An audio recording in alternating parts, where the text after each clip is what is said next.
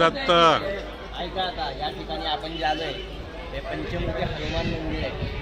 इथून साधारण 7 ते 8 किलोमीटर मंत्रालय राघवेंद्र स्वामी. राघवेंद्र स्वामींचं मंदिर इथं आहे पुढे मंत्रालयांना. या ठिकाणी राघवेंद्र स्वामी तपस्येला यायचे आणि हनुमान आहे, लॉर्ड हनुमानाची बाललीला या ठिकाणी केला. राघवेंद्र स्वामींना या ठिकाणी पंचमुखामध्ये दर्शन झालं. राघवेंद्र स्वामी महान हनुमान भक्त होते आणि पंचमुखी हनुमानाने त्यांना दर्शन देऊन त्यांना सांगितलं की नुसती माझी भक्ती करून उपयोग नाही, माझ्या स्वामींची पण भक्ती केली पाहिजे, तर मी तुला प्रसन्न होईल. मग त्याने रामाची पण भक्ती करायला सुरुवात केली. मग रामाचे अवतार अजून विष्णू पण आहे, तो विष्णूची पण भक्ती करायला सुरुवात केली.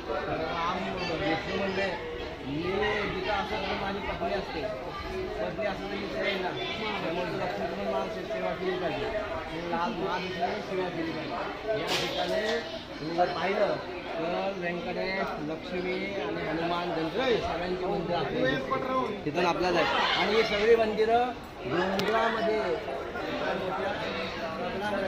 केली आहेत.